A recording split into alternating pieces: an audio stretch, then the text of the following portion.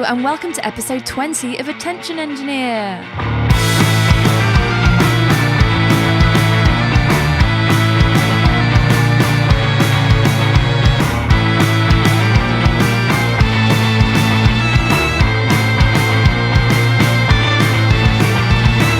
I'm Laura Kidd, a music producer and solo artist making music as Penfriend and beaming into your ears from my home studio, the Launchpad in Bristol.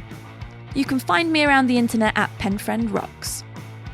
In a noisy online world, the gift of someone's attention is priceless. So thank you for joining me on my mission to inspire creativity in every listener through having the conversations I've always hoped for with some of the artists I admire the most. Hello, hello, hello! I hope you're doing okay today, finding a way through the weirdness that is life in 2020. My computer crashed last Thursday, so the main thing I wanted to say to you today is back up your shit. Other than that, I have one last batch of files to send to my mix engineer extraordinaire, and the first Penfriend album will be complete. I've been planning a celebratory donut for months now, and I hope to be able to stick that in my face tomorrow. Tomorrow I will also be relearning some elderly songs for Thursday night's online gig. I'm celebrating the 10th anniversary of my debut She Makes War album Disarm with a live streamed show, where I will be playing some old stuff and some brand new stuff. If you'd like to come and watch, just go to my YouTube channel, youtube.com/penfriendrocks, and I will be kicking off at 8 PM GMT. Now to my exciting guest. As the singer with Carter the Unstoppable Sex Machine, Jim Bob had 14 top 40 singles, 4 top 10 albums including a number 1, sold over 1 million records, toured the world and headlined Glastonbury. In 2007, 10 years after initially splitting, Carter USM reformed for a series of huge sold-out shows until they called it a day again in 2014. Outside of Carter, Jim Bob has had a long and varied career as a solo artist and writer. He's released 11 solo albums, 2 autobiographies and 6 novels. His latest album, Pop-Up Jim Bob, came out in August 2020 and went to number 26 in the pop charts, and his 5th and 6th novels, A God-Awful Small Affair and Harvey King Unboxes His Family, were published in 1 volume in March. I was so delighted when Jim Bob said yes to being on this podcast, so without further ado, let's get started. Now, do you remember meeting me briefly years ago? I do, yeah, in Folkestone. That's it. And Yeah. I had the weirdest new boyfriend. Right. And I can only apologise if he spoke to anyone because he was just so weird.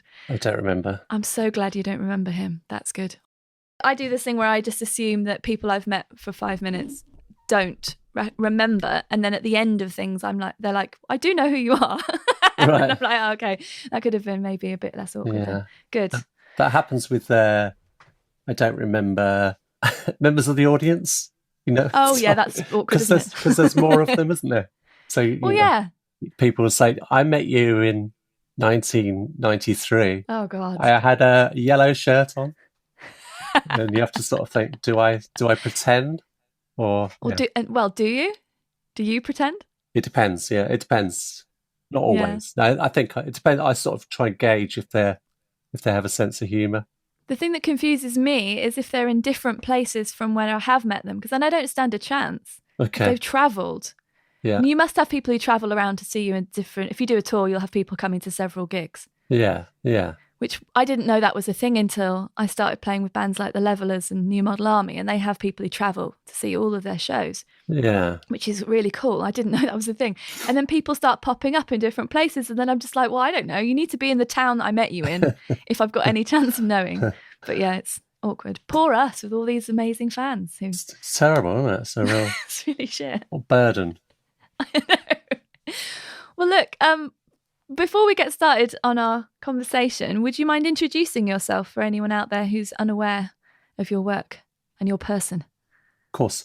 Hello, I'm Jim Bob, most well known for being Jim Bob from Carter the Unstoppable Sex Machine, or Carter USM.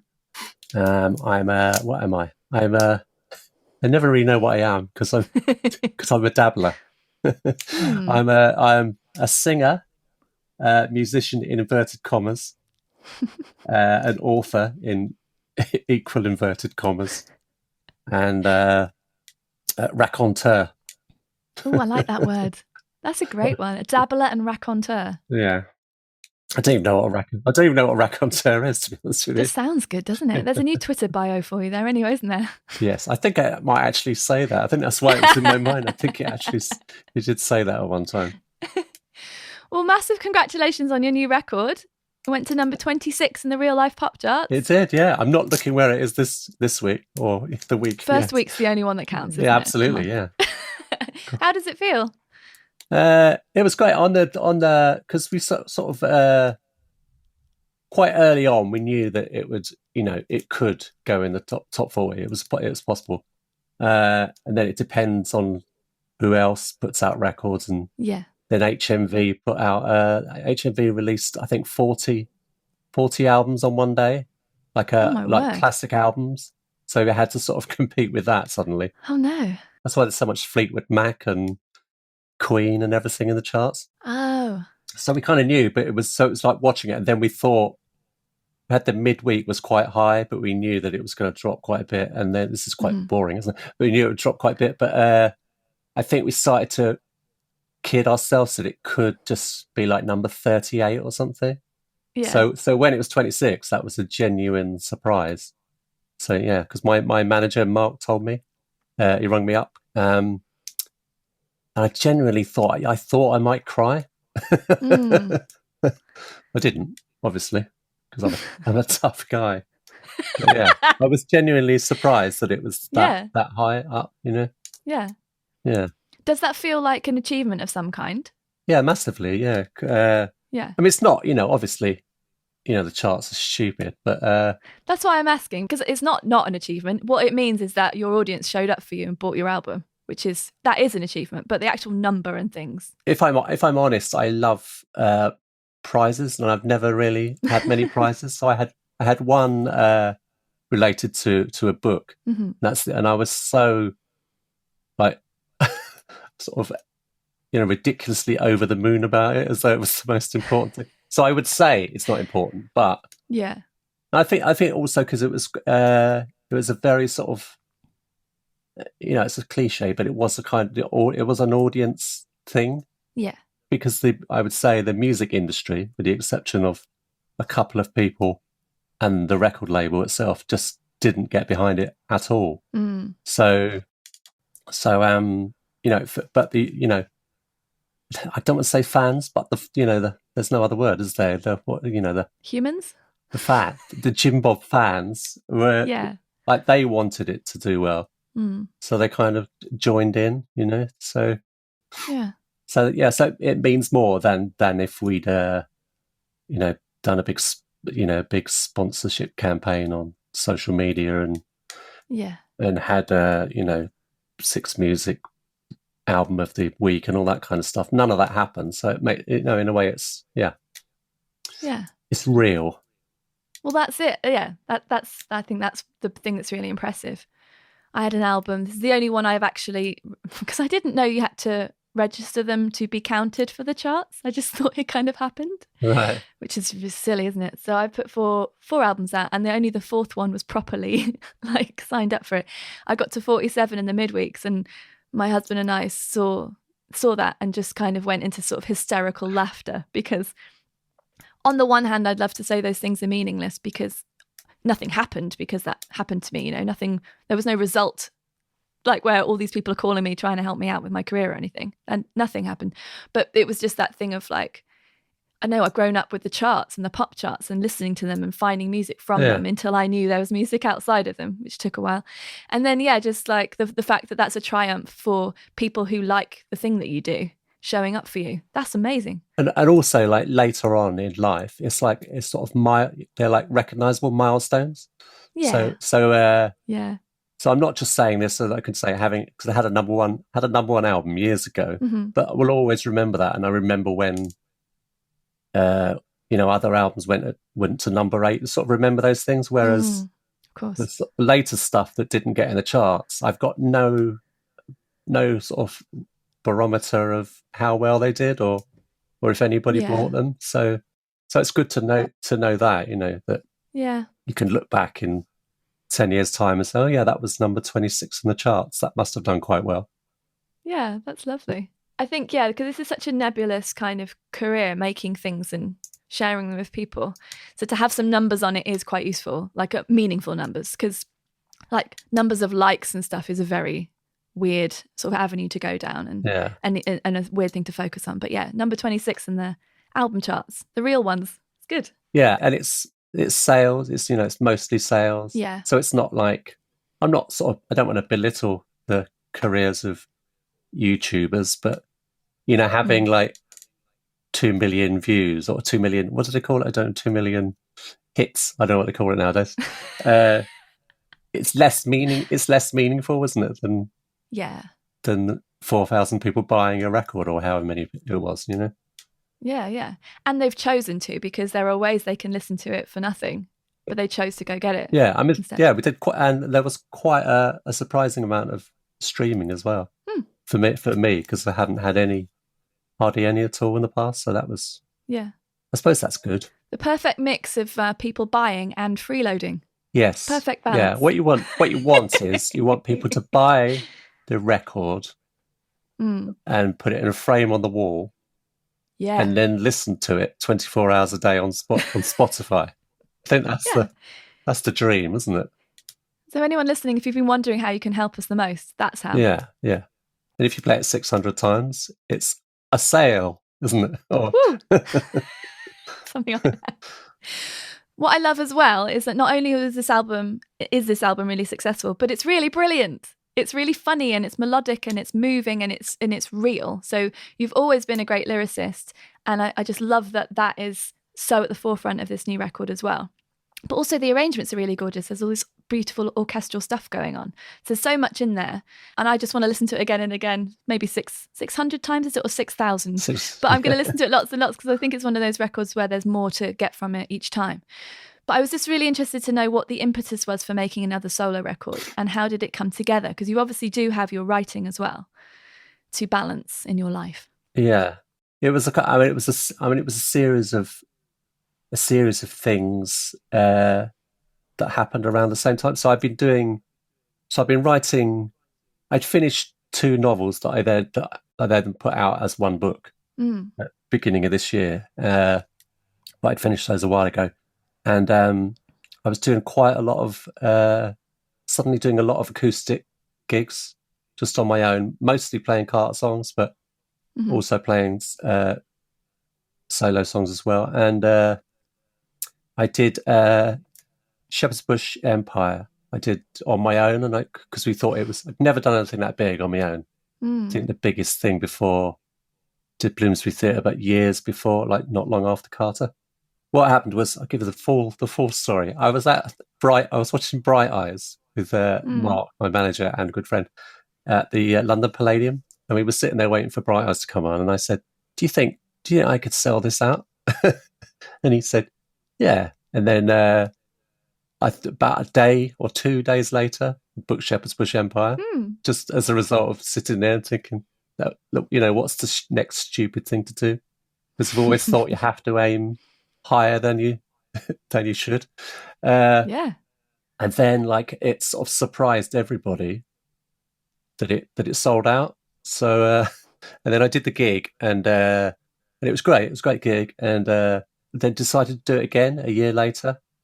But didn't just want to repeat what we did. So it was me and Chris, Chris Thorpe Tracy, as he is now. He had the identical idea as I had at the same time, which was doing some songs live with his band, the Hood Rats, with him on guitar and piano and that. And we both coincidentally had the idea at the same time. So that happened. And then we did, and it went really well. And we did sort of, I don't know how many songs, about 10 or 12 songs. And it was amazing at the gig. And because of that, wanted to do a few more gigs with the band, because it was really enjoyable. Having done the acoustic things are fine, but I don't know, it's enough people doing that, aren't there? So I did those gigs, and then it just seemed logical to me and Chris talking about. Chris has got this habit of talking me into doing things, so he'll just sort of keep saying, yeah, you know what you should do. And then he'll get a long, detailed email about why I should do it. And I start to, Right. it's like a hypnosis trick.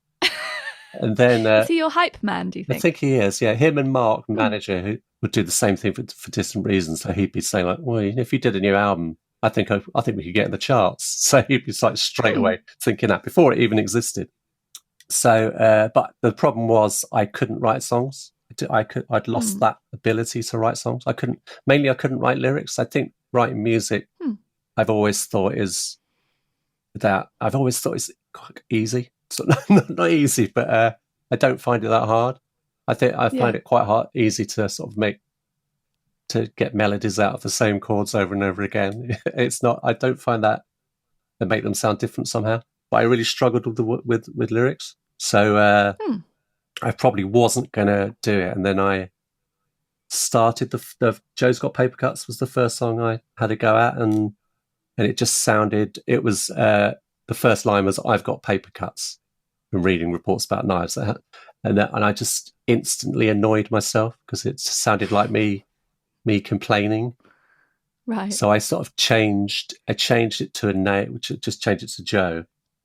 And then I had this idea of doing an album of all the songs having people's names in them and about kind of semi-fictitious characters, but sort of based on my opinions. And I scrapped that idea after 3 songs, but it got me going. And then I wrote the songs like once I get in that sort of zone, I find it quite not easy, but I can write songs pretty quickly. So so it took 7 years, but then probably only like 3 weeks to write the songs. Yeah. So it's that 7-year build up. I think that is a lot to do with songs. I think that's really interesting because sometimes a song for me will come out really quickly, but I don't think that song took 7 minutes. I mean, that doesn't happen very often, but I don't think that song didn't take very long. I think that I was probably thinking about it for months beforehand. Yeah. And for me, getting into the zone is also the hardest part, but once I'm there, it's fine. It's just like getting started, because it can seem like such a gargantuan thing, because you can write on a to-do list, write album, and that's easy. But actually breaking that down into all of the bits is massive. So yeah, just to get started is really hard. Most people probably never get started, So no, I don't. So many albums that don't get made. Yeah, or once I've started a song, especially like lyrically, I find it, I can't leave it alone. So that's probably another reason why they get done. I don't write things and then come back to them years later. I'm not one of those people. I have to do it, so it'll just be on my mind all the time. So I'll go to bed thinking of one line over and over.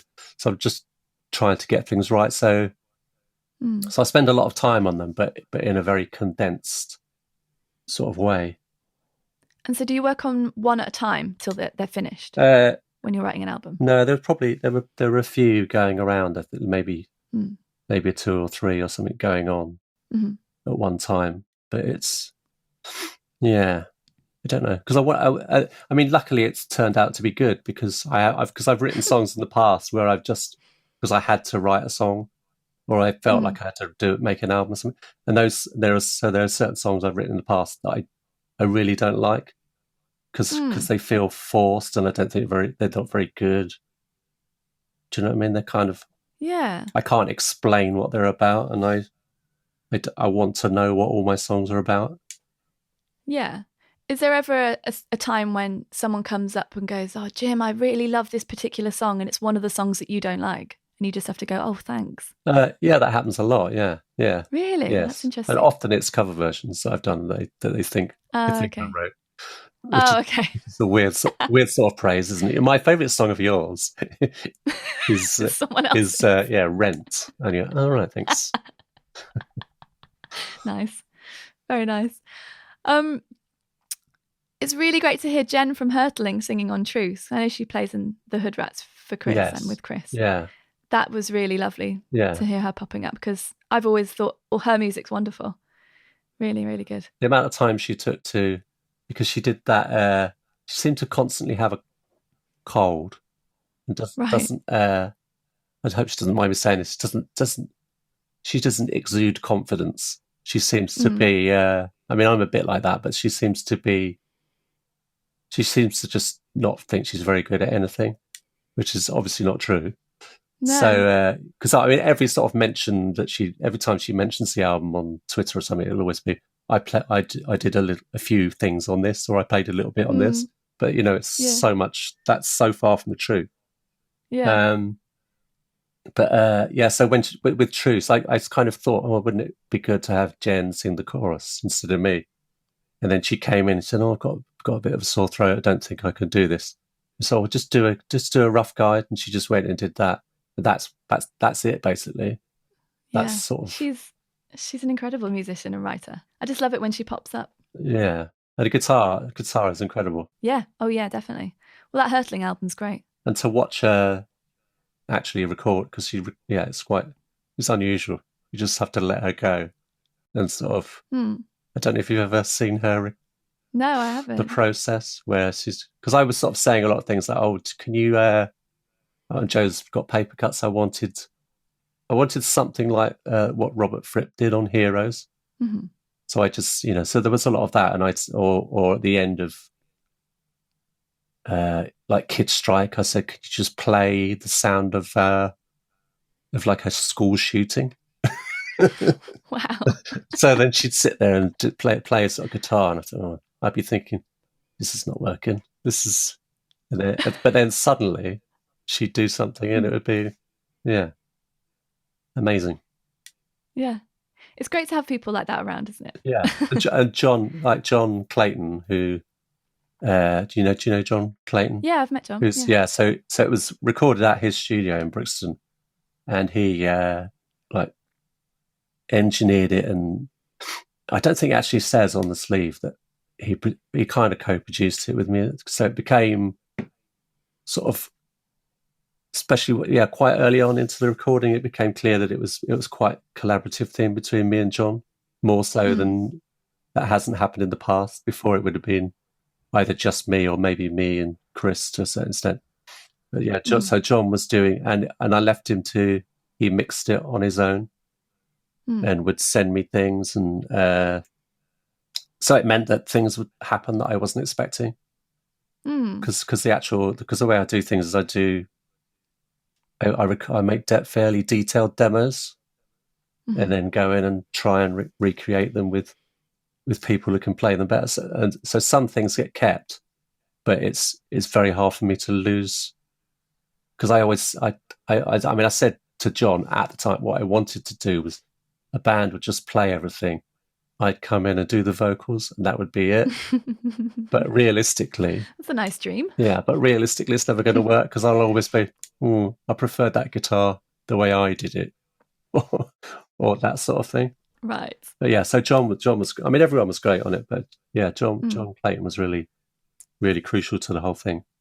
So were you able to get that distance then to appreciate the things he was sending you without thinking back to your demos? Yeah, I think so. Yeah, there are only a couple that are massively different, and there were probably maybe 2 songs that we struggled with that have ended up sounding really good. One of the favorite, Kid Strike's one of the favorites, but that was quite hard work to get to. It went through various phases, and it got, at one point it was mainly when Jen was doing her guitar, and we were listening, and we thought, this is. We were just basically re-recording an In Excess song. So we had to pull back from that a bit, so that it ended up being like Fame by David Bowie. So it's more closer to that, but that was... Yeah. It's the funkiest thing I've ever been involved in. But funk isn't a word I would associate with your work generally. No, I'm not. No, I'm not. Not as funky as I appear. I think then it sounds like, in terms of producing, the skill that you need to have, that you obviously do have, is directing people so that it's like how you want it to be. So it is exactly what you want it to be, but giving them a bit of space to improve it. Yeah. Because it doesn't sound like you're saying your demos are just a scrappy thing and they can do something better. Because whether you believe that or not, if you go into a session with other people feeling that way, then it's it's going to run away from you, isn't it? So I'm just interested because I produce my own stuff. I mostly play all of my own stuff, especially at the moment, because it's hard to get people involved. But I love the idea of doing more like how you're describing, where you've created the thing and then it can get, fleshed out and realised far beyond one person's capabilities. Yeah. That's a really beautiful idea. Yeah. Yeah. But with me, it's always been, I'm not a great collaborator. So I've got a very small, there's very few people that I've ever worked with. Like, so even like going back to Carter we started by doing a backing track for our first gig, and we did this in this tiny studio in Mitcham in South London, just that we found in the local paper. And we went there and we ended up doing the first 4 albums there, including an album that went to #1 was done in this shed in this bloke's garden. But there was quite early on, when we signed a publishing deal with Island Publishing, they wanted us to go. They had their own studio, and they wanted us to go in the studio and try and write some songs. And so me and Les went in the studio with a stranger, effectively, and we didn't know what to do at all, because we were used to working with Simon Painter, who kind of understood us, and we could say, "Oh, can you do a sort of bass type do type thing?" So we didn't go back the next day, and we got our manager to ring up and say we were ill or something. But so it's that, I don't think I could go into a recording studio with someone I don't know. Yeah, there's a language, isn't there? It's like a personal language, but there's also sort of technical language, and people use it in all different ways. And the same, with working with the Hood Rats, I kind of knew them all. So that just makes it better somehow. Because I know there are probably, I don't know, it's going to sound awful if you could probably find better session musicians to play things than a group, than a already existing group of musicians. But it won't necessarily make it as good. Yeah. If that makes sense. Oh, I think it totally makes sense. Yeah, the technical proficiency of someone doesn't give them the heart that, to be able to, or even the creativity to come up with parts that suit what you want for your song. It's a completely different thing. It's like more of a communication, I think, than it is a showing off all your notes. And it's not relevant. And it's got to be enjoyable for me, the process. So I've got to like the people. Otherwise, because I have worked in the past with people I don't like, and you don't get anything out of it. All you get is a bad memory of, you know what I mean? So yeah, totally. And it's weird how that bad memory of that experience can colour the actual thing you ended up making, which probably is good. Yeah, so I hate the last Carter album because we were in such a bad place as a band, or me as a person as well, that I can't stand it. But a lot of people will argue, about certain songs that are good, but I just have it just reminds me of a bad time. Yeah, that's interesting. I was talking to Miles Hunt yesterday for one of these episodes, and he was talking about how when he started writing his autobiographies series, it really helped him to remember all the good things about the Wonder stuff in the early days and the way that they all had each other's backs and stuff. And whereas a couple of those relationships were very bad later on, and he'd been sort of carrying that around, and it was colouring all of the previous years. When he actually started working through all of that for the books, it allowed him to enjoy that again and to enjoy those songs again. Have you found that at all with your autobiographies? Not so much with the books, because there's 2, but they're very. There's no sort of, I don't dish the dirt on anyone in them. No. So there are things I could have put in those books, especially the second one. There are people that I could have that I absolutely hate. I just didn't. It seems unfair to just, to just go and slag people off. From, it's not a good look, is it? It doesn't make you look better. No. So, but I did get that with when we did in a different way with the box set, the Carter box set. I had to listen to them quite a few times because they were being remastered, and then we had test pressings. So I listened to them all for the first time, and that did surprise me that the later albums that I thought I hated were actually really good. So that kind of, so in a way that maybe that's the sort of, so listening to things again, maybe that's a sort of similar thing to reading about, your sort of, memories. Yeah, I think that's really helpful. There's a couple of records where I won't name anyone or any of the records, but I have certain memories that are not great for certain songs and things, and that has helped me. And I've been putting together a demos and rarities thing for my first album because it's 10, which is horrifying. 10 years old. And so I've been listening to some of that stuff and just going, oh, actually, for some reason I've got this impression that I was rubbish, and then I did a decent first album and then got better from there. But the stuff that I was writing was good, so, based on how I feel about music now and songwriting now. So that's given me a bit of a boost of confidence, because I think it's very easy as an artist to be like, oh, I did a thing, it's all right, and then you excited by something new and think everything you've done before is actually shit, which obviously it's not, because it's not, it just isn't. I don't know, do you wrestle with that stuff? Do you have like, if you were a painter, do you think you would have burned all your paintings by now and started again? No, don't think so. Oh, that's good. I just tend to. This completely contradicts what I've been doing in my career for the past few years. But I do tend to do things and then move on. But which doesn't sound true, because I've reformed a band and I've been doing loads of gigs playing old songs. But aside from that little contradictory bit there, I don't sort of, once something's done, I tend to move on fairly quickly. So even to the extent of, so I had a novel out, 2 novels came out in March this year, and I started to do I did an interview for the album, which was coming out in August, but maybe the interview was in June, and they asked me about the novel, and I was thinking in my head, that's years ago. I can't remember, I couldn't really remember even what it was about or anything. Yeah. But it'd only been out for 2 months. I'd already sort of moved on to, because I was making an album, so that's where yeah, of course. Yeah, so yes.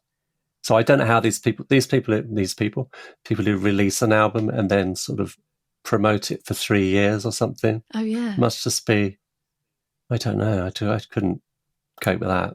No, I couldn't. Do you find that your music audience are the ones who are most interested in your books initially? Is there a crossover there for you? Yeah, definitely. I'd say there's a hardcore. I don't know who they are, but there's a hardcore of people who will like both. Yeah, and that's probably the bulk of the audience. But I mean, I was hoping that, because with the novels I did previously, they did especially the one before, like, did really well as a regardless of with nothing to do with the author, kind of nothing to do with me. Like, it was really successful, and I was hoping that would continue, and I'd have these 2 audiences. So, but that didn't. That's kind of gone back to a certain extent, where I've sort of lost that audience. Those readers didn't, because they were probably just because I wasn't with the same publisher, or I don't really know why. But it's so hard, isn't it, to keep trying to reach people who have really enjoyed your stuff in the past? It's so hard. And I got this the confusing thing that I've always had, which is the name changing thing. So I've never really settled on the one name. So I did 2 novels as Jim Bob, but it was kind of difficult to get beyond the people who weren't associating me with being Jim Bob from Carter. And then it was a publisher's idea for my agent at the time as well, for me to try, how about changing your name? So I did that, but then that backfired to a certain extent, because as soon as I did any kind of, so I did I did Latitude Festival. No one knew who I was, because I was JB Morrison. So nobody went to, it was absolute awful experience. Hated it. Nobody went, apart from maybe like 5 people who knew I was Jim Bob from Carter, and they just wanted to ask me. I think it went really badly, and then at the end did a Q&A thing. And the first question was, well, do you think Carter will get back together again? God. But it was sort of, so it was kind of not having that. It confuses people, because it confuses me, because I don't know if I'm Jim Bob, who am I? Yeah. Do you feel like your author persona or the author part of you is different from Jim Bob from Carter? And do you even feel like you are Jim Bob from Carter, or are you Jim who was in Carter before but has to be Jim Bob from Carter so people come to the show? I think personally, I'm Jim, and all the rest of it is just stuff, isn't it? Especially when I started writing the book, Jim Bob from Carter, was when I was totally come to terms with that was who I was, mm-hmm. and I could do anything, as long as I was aware that I was Jim Bob from Carter, not deluding myself that I'm going to do I don't know, like with Bowie doing Tin Machine. That was presumably that was him wanting to get away from being David Bowie and just be in a band.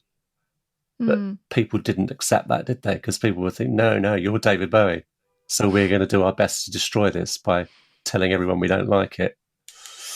Until you die, then we'll all say that we loved it. But so I will do. I mean, it's good to be able to do gigs now where they don't put Carter on there, always put Carter on the poster or whatever, and then the gigs sell. Yeah. Whereas in the past, they used to have to put that, and often bigger than Jim Bob. Oh. Or once this was in one of my books, but most any anecdotes I have are used up, so I apologise for rehashing them.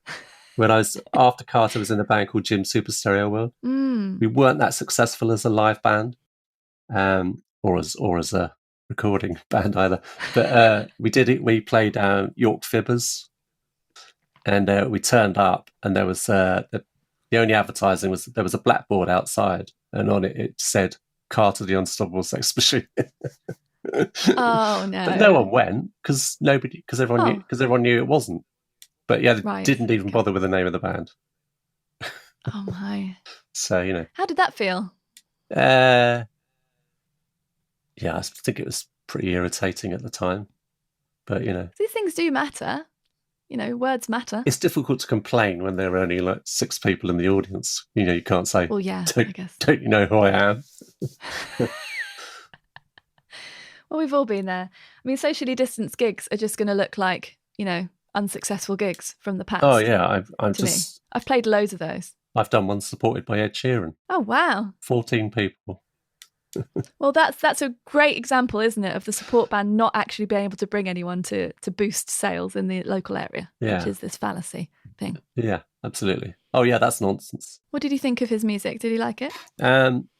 It was, it was a terrible gig, and it was basically it was promoted by the bloke who promoted it was about 14 years old.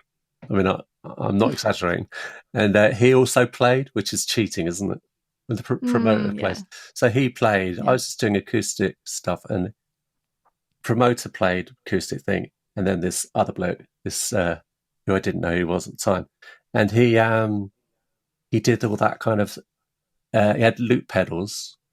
Because you use loop pedals, don't you? Or you did? I do occasionally, yeah. You can still slag them off though if you. Well, no, I don't. It was just kind of. So I don't know. So he had loop pedals, and he did a lot of that slappy guitar stuff. That like the way Jamie Cullum plays the piano, which I don't know why, but it annoys me because it feels more like a sport or a party trick than to play on the guitar. Yeah. So we did a lot of that. So I found that quite annoying. And he seemed really, really self-confident, which belies what he says in interviews, where he says he's got no self-confidence. But then he did a song where he slagged off people from the Brit School. Oh. And at the time, my daughter was at the Brit School, so I really didn't like him. Yeah. But I think he was 17 at the time. Wow. I remember him saying 17. Now, I don't know how old he is now, 21 or something. But yeah, there were because I've met quite a lot. It's a bit like that Sex Pistols gig thing. I think I've met more people than possibly could have been there. But a lot of people claim to have been there. Right. Maybe they were lurking in the shadows. The sound engineer was a student and didn't know how to use the mixing desk. And we had to sort of help him out he had no, and at one point he went out for a cigarette and didn't come back. He basically ran away. Sometimes I'd prefer the sound engineers to run away if it's going badly. Then you've got a chance to fix it, haven't you? Yeah. One of my pet hates in the world is people like knocking on acoustic guitars with looping. Oh, yeah. Is that the kind of thing you're talking about? Yeah, that kind of thing. Like just doing a load of percussive stuff. Yeah. It's just not for me. No. Maybe some people love that, but I really don't. And when I started using a loop pedal, it was kind of in a bit in response to that stuff that I'd seen, which I thought was just the worst thing in the world, because I wanted to show that you can actually do a really good song on it and also kind of stealth loop. So not build it up for ages first, because really anyone can do that. You could take 5 minutes to build up a load of cool stuff and it sounds loud and impressive. That's really easy. But the hard thing is writing a song and then looping it. So that was always my aim. And I will only ever do looping if that, those criteria are met, because otherwise you're just a person knocking on a guitar. Like, that's weird. I don't like it. Elvis Costello did some gigs, or at least one gig, with loop pedals, and it was amazing. It was amazing. Oh, I bet he would be. Yeah, it was really good. Just have to be a stellar songwriter and everything's okay, isn't it? Yeah, it's fine. It's time for Correspondence Corner now, where I invite listeners to take the mic and share some musical memories with us. So, what was the first album to change your life, and what's the most recent? Hello, it's Brian. I'm currently on a ship just off Point Nolan in the Congo. First album changed my life was Strip Mine by James. Came out when I was 10. It was the first artist where I wanted to know, who are these guys? Where's more of their stuff? I want more of this. And it was a year before Sit Down came out. So first time I ever got to say, hey, I was into them before they were popular. Most recent album, The Prettiest Curse by Heinz, Spanish band. They are outstanding, and if you put them on, you're guaranteed to be happier when it's finished than when it started, and we need that at the moment. Thank you so much, Brian, for sending in that clip. Now, how about you? I'd love to include your stories on a future episode. Just visit speakpipe.com/penfriend to record and send your clip right there on the page. I'm really looking forward to hearing from you. Right, back to my conversation with Jim Bob. With the novel writing and the book writing in general, was that something that came naturally to you from being a lyricist, or was it something you feel is separate, that you always had this dream you're going to be a novelist one day? Because it's a brave thing to do. And it's a lot of work. It's not that brave, is it? It's not. It's not nursing. I think it's pretty brave. Well, because when you work in one industry where there's potentially a lot of rejection of you, then you're going into another competitive industry where there's potentially a lot of rejection of you. Yeah, I mean, I think it's I brave. did get when I've done interviews about novels, and people have been surprised that me, this sort of supposedly detailed lyric writer, should be able to write books, because surely it's just words, isn't it? That's, in a way, it makes more sense for me to do it than if I was a plumber or something. But, what's my point? It wasn't something I planned to do, and it was never, because before I wrote the very first Carter book, there was one person I knew quite well who always used to say that I should write books. But at the time, I was always insulted by it, because I thought he meant to stop doing what you're doing now. It's funny how the artist's mind works, isn't it? So, not what he meant at all. Stop wasting your time on this shit music. Because I wrote that, and then I got such a genuine thrill, and that was Cherry Red published that. That was, nobody wanted to publish that because Carter weren't. Because it was 6 years after Carter or something, and we were kind of forgotten, and when we ended, we weren't that successful, so nobody wanted a book about Carter. So Cherry Red did that, but then it was such a thrill to see something, to see a book that you wrote, that I started writing another one, which became the first novel, which took ages. I'm always leading up to saying the same thing, but I quite enjoyed it. But then. And then the next, I think about 4 novels in, I started to really absolutely hate writing novels. And I've written 3 more since then. Right. But I haven't Through your hatred. enjoyed any of them. Really? Yeah, I can't stand it. Huh. You're so good at it. But the last 2 particularly, they're so beautiful. I tweeted you after I read the first one. I had to really take a moment, and like I was in tears, and thinking about all the feelings that are, stirred up in me after having read it. And it's like with songs, isn't it, or any piece of art, you're bringing your own feelings into something as well as taking in the story and the feelings of the person who's written it and everything. So all that was going on, and I remember tweeting you, just being like, I can't believe you also write great books. It's so great. So it's interesting that you dislike it so much, because you would think if someone disliked something, they might not be very good. Like the end result wouldn't be very good. Yeah. But I just think you just get better and better. So interesting. Is it something you'll keep doing even though you hate it? Do you think? I think, I'm constantly thinking of what ideas for want to write another one. Yeah. Yeah, it's weird. It's weird. I mean, obviously, I don't know, maybe hate is an exaggeration, but that's what it felt like. It didn't. I think it's because it's so hard. Yeah. It's because I've got no education in any of these things, so I don't really. So I only know how to write a novel because I've read a lot of novels. Right. I've got no idea about story structure or any of that kind of stuff. In the same way as I don't, I can't read music, and I don't know. I don't know if this is true, but because I think because I don't know how things should work, it's not a barrier in my way. Yeah. Because I've done things with, like, Chris is. I don't know if he's classically trained, but I think he is. So he kind of knows all about music. So he sometimes will say that doesn't, you shouldn't be able to play that chord from that chord. Do you know what I mean? Right. Okay. So maybe that applies to books as well, where if I knew how to do it, I might be thinking, well, I can't do that next because I need to, there needs to be a 3-act structure to this thing or something. Whereas I'm never doing that. I'm just telling a story or whatever. Yeah.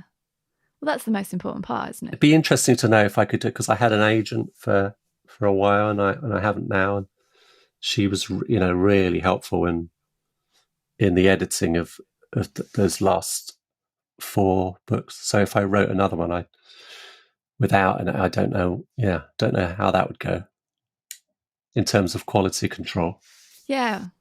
I didn't know how collaborative the book world was until I just did this 6-week creative writing course called Write Like a Girl, which is run by a friend of mine in Manchester, but it was done online so I could actually attend, because I'm really interested in writing fiction at some point. It's something I wanted to do as a child, and I thought of myself as a writer even though I hadn't done anything, just as a kid, and then got into music instead, and then forgot about the rest of it, I think. So I did this course, and there are all these tools you can fall back on which won't suck the joy out of the story as well.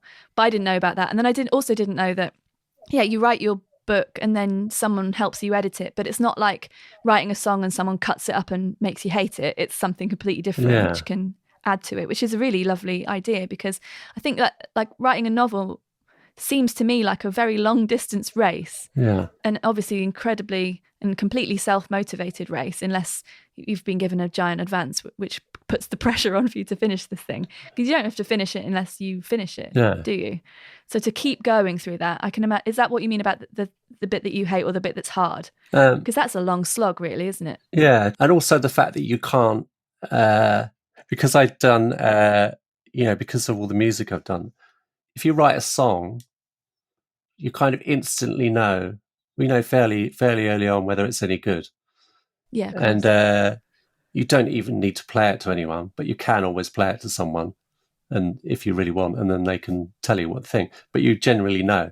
Whereas with a novel, you might have to spend 1 year or 2 years before you can show it to someone. Yeah. And then that will probably be somebody, either an editor or an agent, who will then just not tell you it's shit, but effectively take 10 minutes telling you what's wrong with it. And that could be really brutal. If you spent 2 years on your own struggling to get something right, and then you finally pluck up the courage to email it to someone, and by the end of the day, they've emailed you a long list of why it's awful. You know what I mean? That's Right. that's horrible. So I'm Yeah. not very good with that. No, I don't blame you. I don't think that would be fun at all. But they're usually right, you know. If they know what they're doing, then you know, people that have those jobs often are right, you know. But it's hard to switch, isn't it, from that vulnerable artist making the thing to tough cookie, doesn't matter if someone says something that could potentially hurt me because I'm trying to take it in as being constructive criticism and useful. Yeah. That's a really difficult switch, especially in the course of one day. Yeah. And with music, no one's never had anyone, apart from when I was working with Les, with Carter, you know, he was quite sort of, he was much more of a perfectionist than I was. Mm-hmm. So apart from working with him, no one's opinion has ever been important. You know, obviously I'd like getting good reviews and that, but in terms of the making it and recording, and there's never been, I don't think there's ever been anyone where I've thought, oh, as long as I was happy with it, then it was fine. Yeah. It's never been, and I've never been on a record label who said, you need to go back and do that, redo that, apart from maybe one Carter single that we did that they didn't, they thought it was too heavy for radio. So we went to, this is a terrible childish story. Lenny and Terence, they wanted us to do a more radio-friendly mix so that we could do it, so we could release it as a single. So we went back in the studio and we, I think we turned up the vocal like one notch or something, and we put on a sample of Meg Ryan faking an orgasm from When Harry Met Sally, which doesn't make it radio-friendly. No. I would have thought, and then gave it back to them, and they said, "Yeah, that's better." So, you know, that's a good trick. So we actually made it less radio friendly, and they just, I think it's that's the danger with some, not a danger, but with other, involving anybody else in any kind of arts industry, is if they're not part of the artistic process. So if they're not editors or whatever, they're people do like to be involved, and they like to have their input.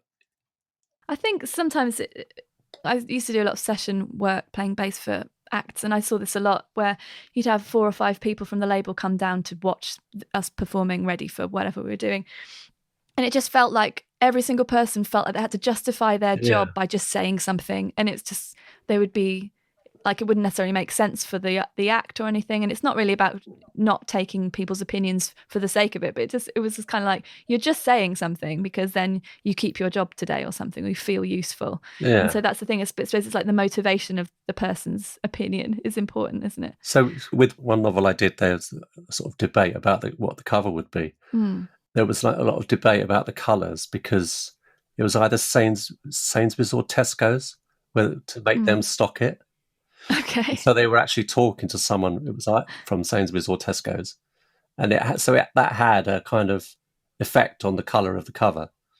But they didn't stock it anyway. But that kind of thing. There's someone at Tesco's who thought, yeah, I need to have an opinion on this. This needs to be yellow. The cover needs to be yellow.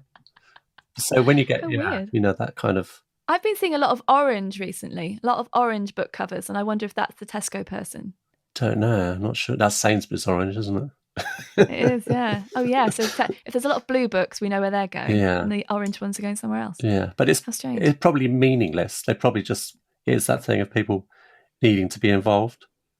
Yeah. So which can, it's, I'm sure it's worse in other, like the film industry, and that's probably an absolute nightmare, isn't it? Because everyone's involved, aren't they? So it's marketing and God knows what. I don't know how they get anything done. Really? No. I don't know how bands get anything done, because I write all my own stuff, all the parts and everything, in the same way that you do, and I don't care for anyone's opinion either. So I find that weird that when people do that. Yeah. So bands, I don't know how they get anything done, because unless you've got a leader leading the thing, or you're really all on the same page, I just don't know how you get anything done, really. Do you prefer being solo now than being in a duo, or what's the difference? Because I don't really do that much. Really, I don't. I'm not doing a lot of gigs or anything, and only making a record every 7 years. It's sort of.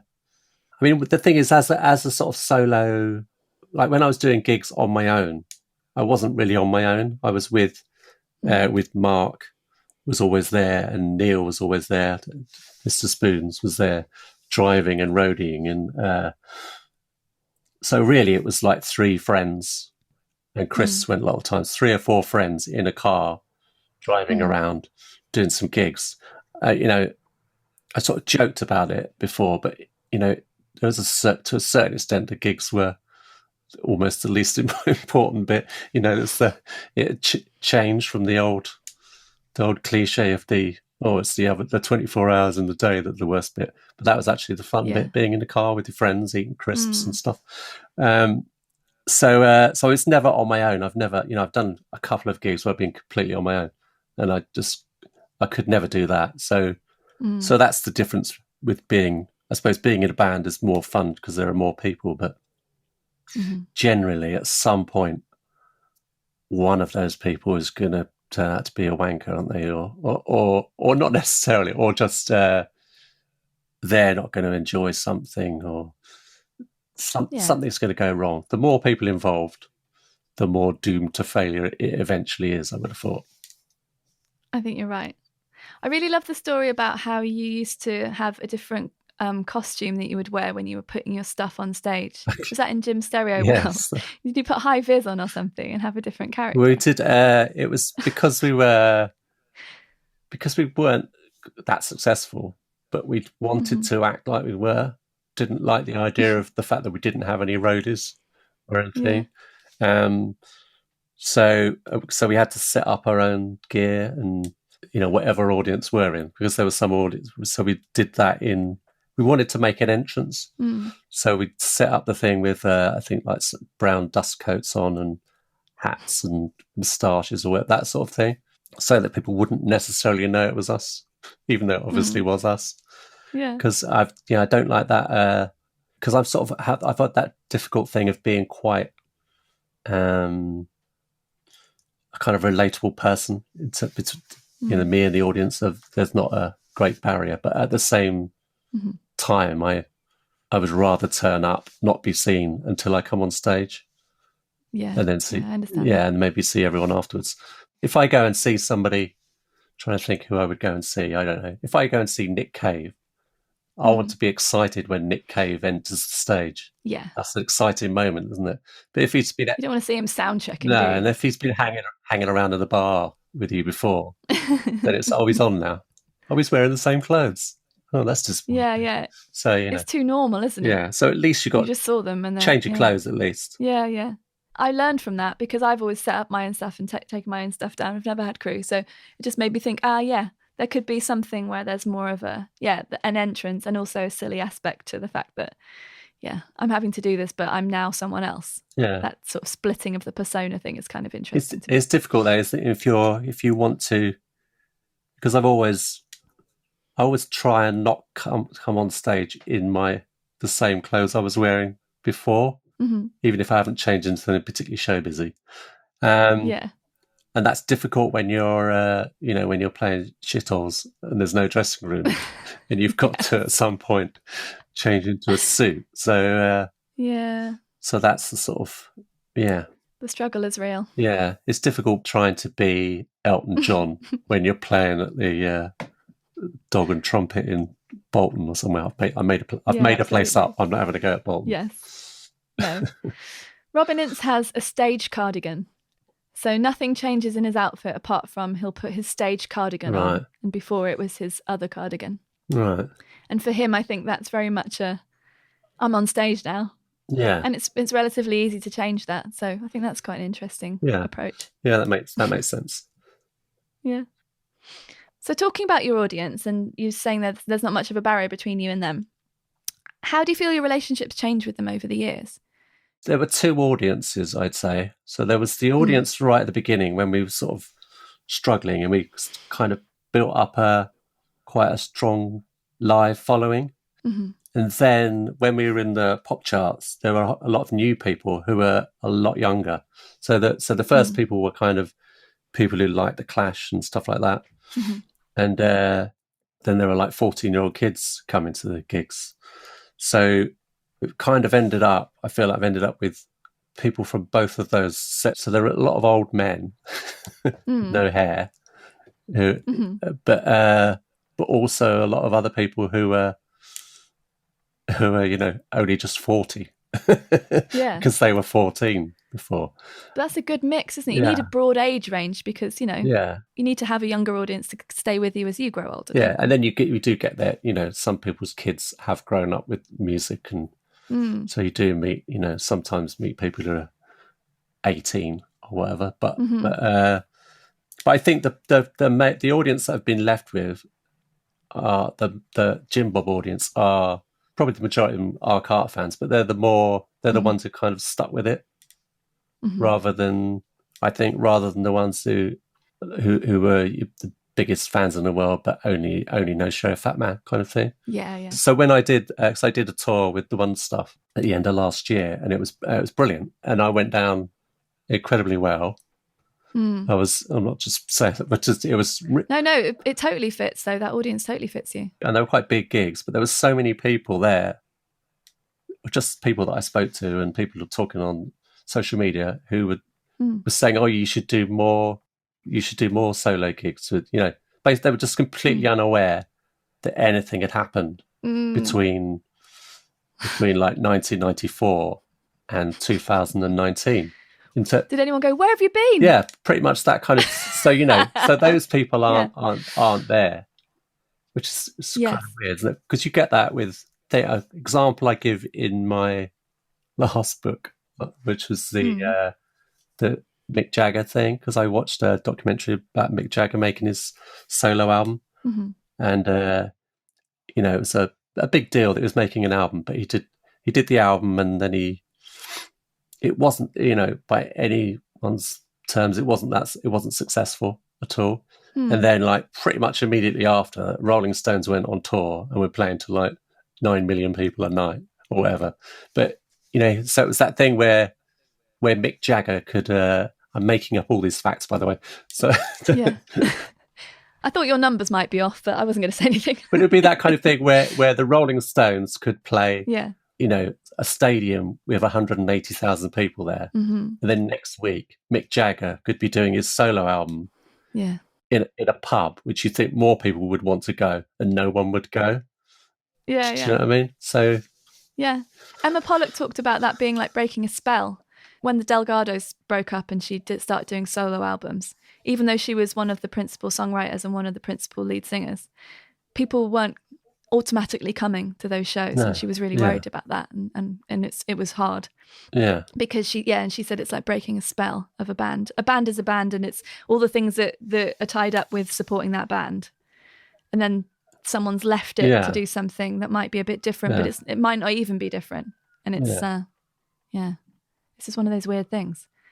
I had someone say to me, and I think it's not. This has nothing to do with the name change, but I was on tour with Robin last year, and someone said, I used to come and see you back in like 2011, 2012 in London. Where did you go? And I was like pointing at all the different records I'd made on the merch table, going, I didn't go anywhere, mate. And I think there was a point in around that time where I think that's where Facebook started charging for your posts to be seen on pages, on band pages. And that had a really big effect on people seeing things. And so just trying to get that message to people who've even already seen you gets harder and harder, because obviously, they're trying to monetize all the stuff online, and the services that we use have become less powerful as a result.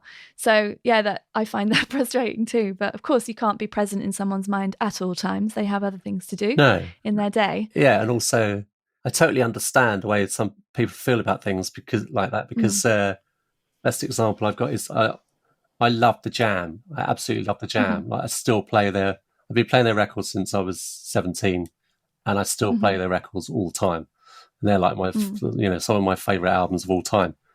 But I really don't like Paul Weller as a solo artist, And I'm not like, I've bought some of his albums, and I've liked some of them, but I don't. I'm not a fan, so I wouldn't go to see Paul Weller. But I love the Jam. I went to every possible Jam gig I could go to. Yeah, that must have been amazing. They were a great band. Yeah, absolutely. Yeah, best band in the world. They were with it. Yeah. Yeah. But Down in the Tube Station at Midnight is one of my favourite songs ever. Yeah, Love it. incredible band. So that's sort of, so in a way I'm terrible person for, he's fine because he's doing really well. Yeah, exactly. He's more successful than he was in the Jam, probably. So yeah. But it's good that you got to go and remind everyone, anyway, all the people who saw you playing with the Wonder Stuff are now reminded of your existence. Yeah. So hopefully, but it doesn't mean they necessarily would buy the solo album. Well, maybe they have, and maybe that's why it went in at number 26. That's true. Yeah, you might be right. Yeah. So, Yeah. but the thing is I never want to complain about any of that. No, of course not. It sounds like bitterness. Why doesn't everyone love me more? Yeah. Isn't the tone, is it? It's like when Six Music seemed to stubbornly try to ignore me lately. A lot of people were complaining about it, and I really wanted to join in because it really was annoying me. But I knew that I would sound like Cliff Richard or Status Quo saying, "Why aren't you playing on like a single on Radio 2?" It wouldn't get them to play you, would it, No, if you did that? But it has been interesting. It's something I would like to. It's difficult to talk about without sounding bitter. Yeah. I'm interested in the way things work at Six Music at the moment, compared to, say, BBC Radio Wales or BBC Radio Scotland. Seem to work in a different time. Six Music seems to be operating as a commercial station at the moment, I think, anyway. But I don't know that. Yeah. That's just what it feels like. Yeah, there's got to be some big conspiracy at work, because otherwise it's our fault, isn't it, for not being good enough? Yeah. But And that's not true. No. Yeah. What is success to you now, and have you ever achieved it? I definitely have in the past. Yeah, because the big things that I like to mention as often as possible to remind people. So number one album headlining Glastonbury. Yeah. Obviously that's success, isn't it? Even in later years when people try and pretend it didn't happen.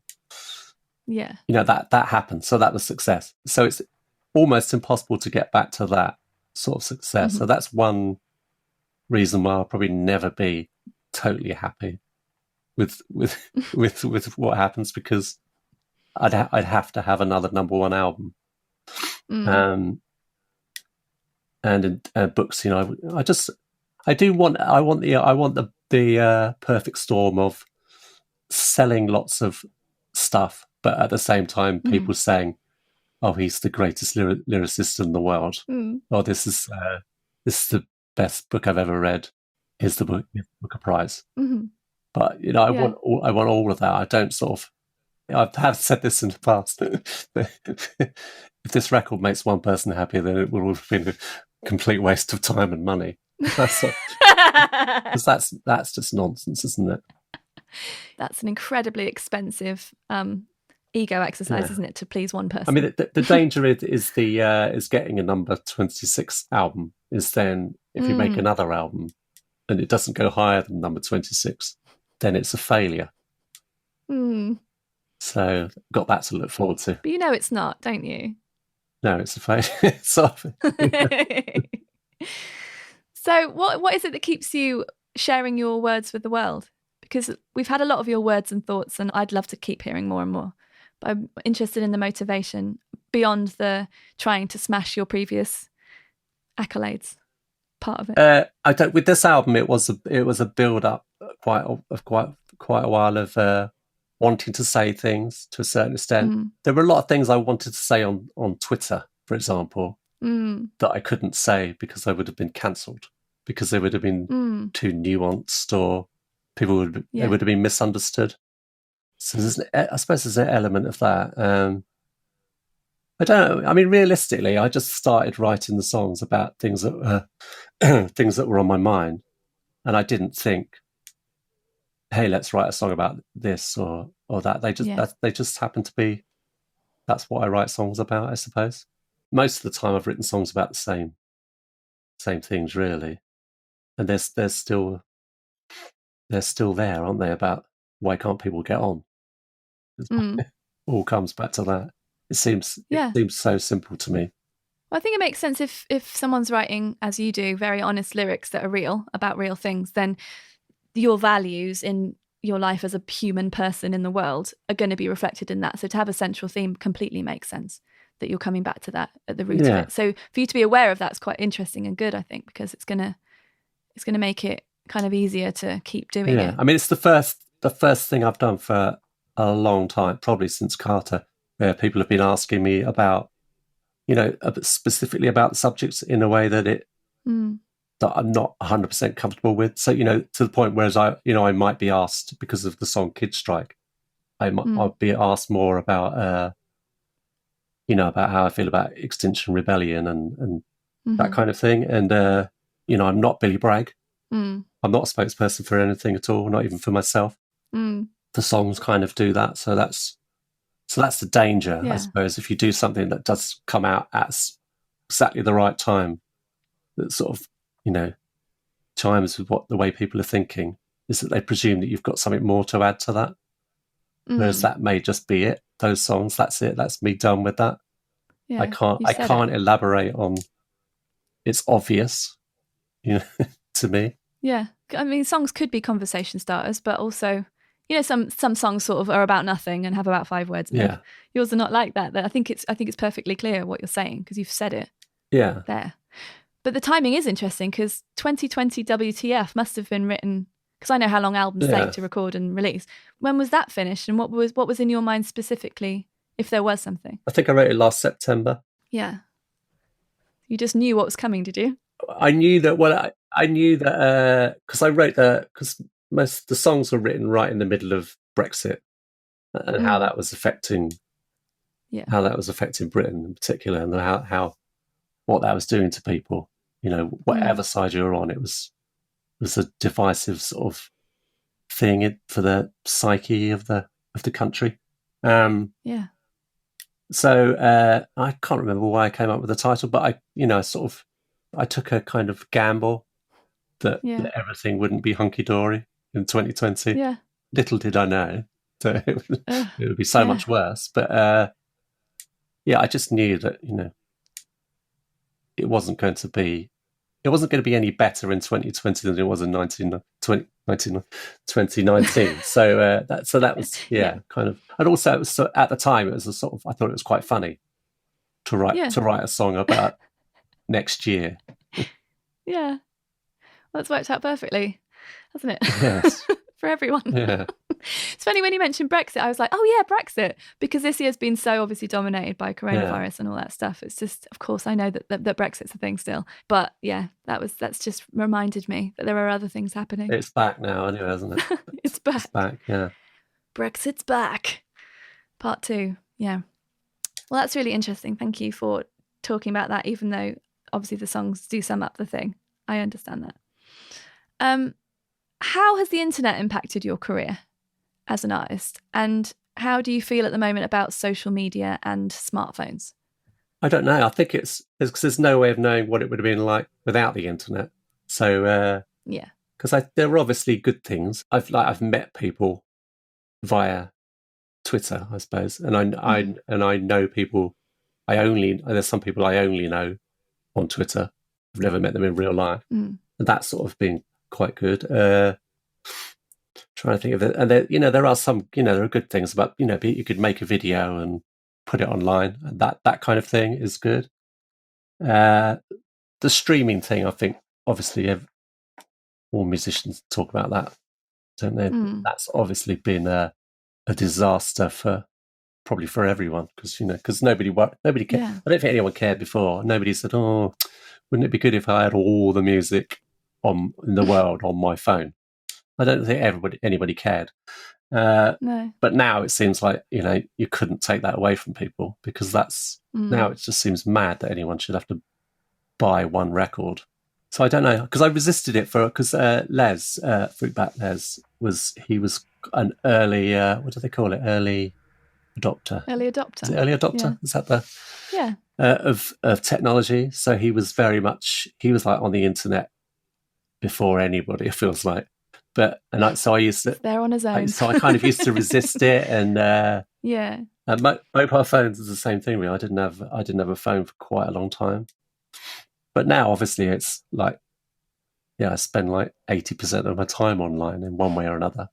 So do you enjoy it? Sometimes, yeah. I don't know. Yeah. I was sort of because Twitter's the thing I was on rather than Facebook. I kind of miss the way it was before. I used to enjoy that. It was a really funny sort of, a lot of fun times. So, so it would be going on there when the Eurovision Song Contest was on and taking the piss out of all the contestants and everybody joining in, that kind of thing.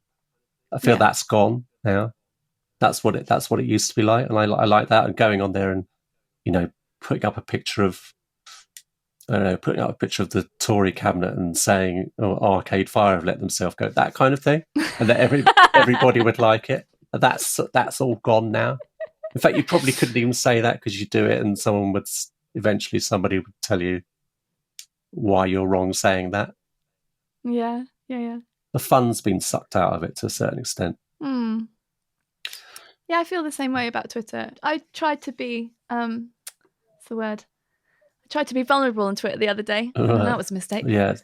What did I do that for? The reason I did it is because I used to love it, been through, on a big sort of journey with, am I spending too much time on the computer anyway? Am I spending too much time on these services anyway? Beyond what's useful or healthy for my brain, essentially. And yeah, so what I was trying to do the other day was go, well, things aren't always brilliant. It's not always, I'm so excited to announce, la la la, or, oh, I've got this thing out. Maybe you'd like to buy it or read it. So I was like, okay, well, I'm actually having a really awful day. So I thought I'll just share that I'm having an awful day. I'm not really looking for sympathy, or I'm not really doing it for any other reason than to go, sometimes things are shit and sometimes things are good. And if you don't show the shit bits, then it's kind of like this weird airbrushed version of your life. Right, which I don't think is healthy either. So I just sort of shared it, and then someone completely misconstrued what I was saying about something, and I felt kind of hurt. And then I thought, what am I even doing here? So just deleted all of it, because I've just read Neil Postman's book from 1985 called "Amusing Ourselves to Death," which is something I just assume you've read because you're sort of a literate person. You might find it really interesting. It's a book that I think if I'd done media studies at school, I probably would have read it then. Okay. Kind of book. It's all about the rise of television versus the age of typography. So way before the internet, the main thing in it is the idea that communication is becoming more and more truncated and less deep.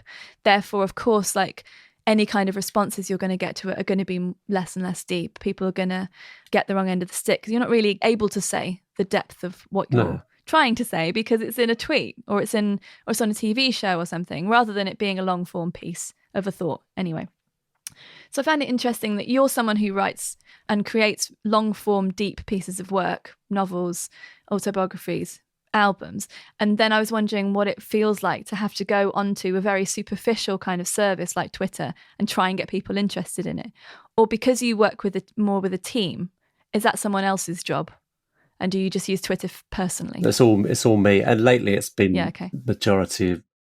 I've hardly put anything on Twitter recently that hasn't been connected to the album. Which probably not supposed to do, but no, I just avoid. I don't know. It's a bit like walking into a busy shopping centre and shouting out, "I'm depressed today," and then hoping that all the strangers are going to give you the right answers. You're going to get exactly mixture of people telling you to fuck off, and other people would say, "Oh, can I help you?" And what you want to do is join our church or come to yoga. Or something. Yeah, it's asking too much of random strangers, really, to give you the right answer to the thing you've put. Yeah. If it's something like that, But Twitter, also, it's a bit like wanting to get in the charts and that with music. If you think of something that you think is hilarious, which may just be Arcade Fire have let themselves go, and if it doesn't get any likes, you think, well, what happened there? How was that misunderstood? Yeah. So So that happens. I did do a tweet about how I harvested some sweet corn from my garden for the first time and 5 earwigs came in with it. Wow. People enjoyed that one. Yeah. So I think that's what I'm going to use Twitter for now. Yeah, I think so, Insect tails. Gardening, yeah. Then I won't be hurt when someone says the wrong thing. No.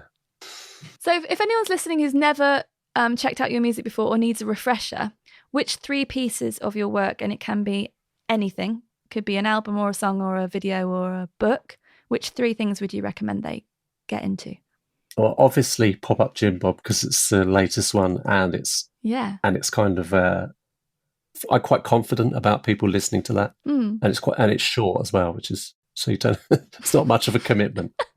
And I probably would say, I'm not just saying the recent things, but I do feel like you'd get the full. If you wanted the full Jim Bob, you'd probably that, and either A God Awful Small Affair or the Jim Bob and Carter book. And if you want to go back further, then 30-something album. I think that's where my Carter journey started. My brother and I, it's the only music we've ever shared, Right. because his music taste is completely different to mine. And we never were very close when we were growing up. But he had a Carter. He had the white long-sleeved Carter top, which I then stole, obviously. And he was listening to you in his room, and I was just like, what the fuck is this? And I got really into it then. And honestly, we've never shared a band ever since. Wow. But I have to thank him for that, because, yeah, brilliant stuff. What other artists are you into at the moment that you'd like to recommend to us? I mean, the latest album I bought was Bright Eyes album, the new Bright Eyes album. I really like Phoebe Bridgers. Lemon Twigs. Love the Lemon Twigs. They got a new album out. Bit of Bonkers new album. It kind of sounds like a mixture of Meatloaf and Partridge Family. Wow. That's it, really. The Jam. Elvis Costello. Elvis Costello is doing new stuff. That's always Oh, cool. good. What are the best and worst experiences you've had as someone who makes music? Wow. Best, worst. I would say Reading Festival, 1991, going on second from top of the bill. So you're kind of the underdog. That was that's the most perfect musical experience I can think of. Like the whole day, everything about it was great. So sort of, that was the peak of why I got into music in the first place. I didn't know that when I started, but the worst was probably Glastonbury Festival a year later. Really? No, that's an exaggeration. That's not true. That's an exaggeration. This wasn't great. Any of the empty gigs that I've done, I can't stand empty gigs. I have a real problem with it. I get fear of empty crowds, empty venues. Yeah. They're just hard, aren't 60,000 people doesn't intimidate me at all. 5 people really does. And unless it's a venue with a 5 capacity, then it's okay. Yes. I hate space in a venue. Did I ask you this earlier about what is it about sharing your words that makes you come back to it? I don't think I did. I don't think I'd share them if they weren't good. Yeah. So they're good, and I don't know if they're good. Maybe they are good without the songs. I don't know. Maybe they look good written down. But maybe there's an element of pride there that I think that's some things are worth sharing. Some things are worth sharing. If you make something that's good, that you want people to see it, and hopefully they'll tell you that it's good as well. So that's why, yes, I think they're good. That's the thing. That's good. Yeah. Well, I'm glad you do, because they are.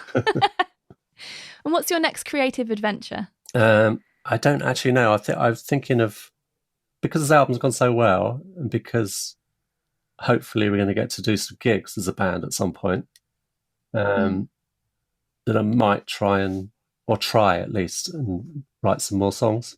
So that's my next planned thing. I'm not writing a book or anything. Other than that, no, got to sort the house out, but that's not creative. So hopefully another record at some point. Brilliant. Well, you're allowed a little rest because you've had quite a year of releasing stuff. Yeah, that's true. Yeah, I don't want to like oversaturate the Jim Bob market. I don't think there's any danger of that. Everything's I really appreciate everything you're doing.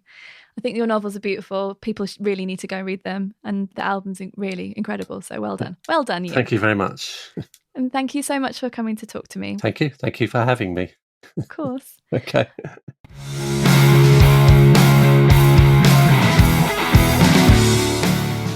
I hope you're ready now to explore Jim Bob's back catalogue, and to help with that I've made a special page for this episode at penfriend.rocks/Jim Bob.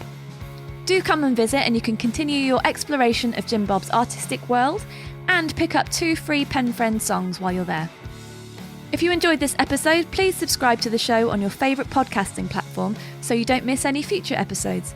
And if you really enjoyed it, please leave a rating or a review. It really helps this 100% independent production reach more ears. Massive, massive thanks to my Correspondence Club for powering the making of music and podcasts. And massive thanks to you for listening today. Take care.